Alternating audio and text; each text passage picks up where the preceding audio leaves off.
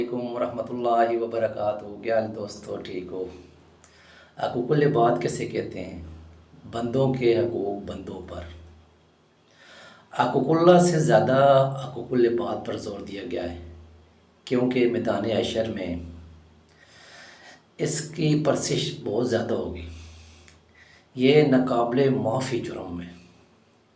हर गुनाह की सज़ा आपको ज़रूर मिलेगी, लेकिन सज़ा के बाद आप बरी हो जाएंगे। लेकिन हकूक़ुल इबाद में आपको बरी होने का कोई चांस नहीं है।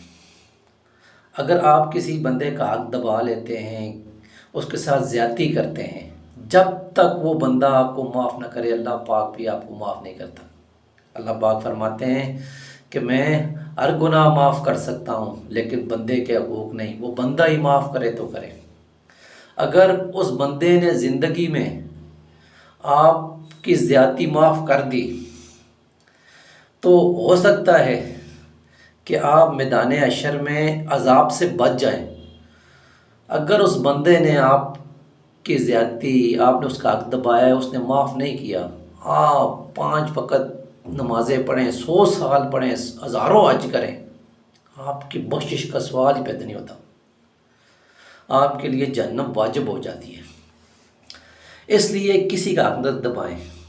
बदकिस्मती से हमारे देश में अगर नज़र दुराई जाए तो सबसे ज़्यादा हकूक़ुल इबाद की तलफ़ी हमारे मुआशरे में होती है। सबसे ज़्यादा आप देखें अपने मुआशरे में जो लोग यतीम हैं, मस्कीन हैं, छोटे छोटे बच्चे रह जाते हैं, उनके हक, उनकी जायदादें, उनका माल असबाब कौन ज़ब्त कर लेता है? उनके रिश्तेदार, अजीज़, आजी, नमाजी, चौधरी, खान, मलक, बड़े बड़े लोग जो अरबपति होते हैं, मस्कीनों, यतीमों, बेवाओं के जायदादें पैसा हड़प कर जाते हैं, उनका हक मार देते हैं। क्या बख्शिश हो जाएगी उनकी? किस तरह मुमकिन है? सवाल ही पैदा नहीं होता।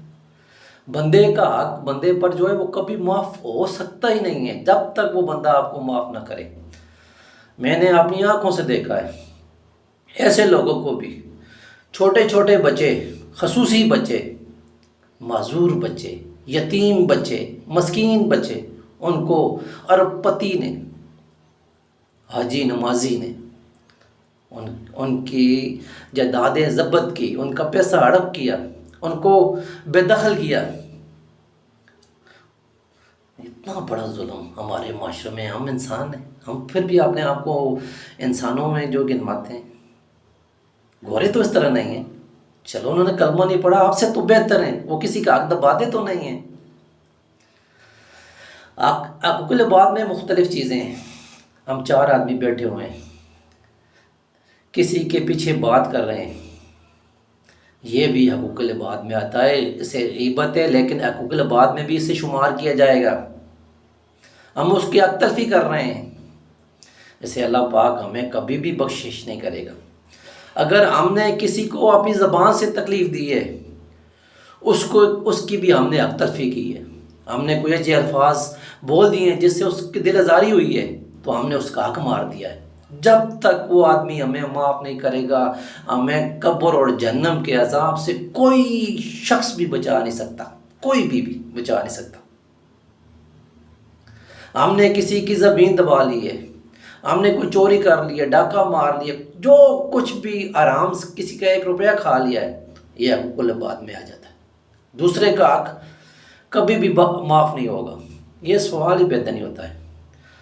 किसी का हक न मारें, रेत के ज़रे जितना भी किसी का हक न मारें। ये कुछ भी आपको काम नहीं आने वाला, ना ये मालात, या ना ये जायदादें, दुकानें, माल, औलाद, कुछ भी काम नहीं आने वाली है। सबसे पहले मैदान हशर में जो आपसे मुंह फेरेंगे वो आपकी औलाद होगी। सबसे पहले आपसे आपकी औलाद जो है ना, एक नेकी भी आपको नहीं देगी।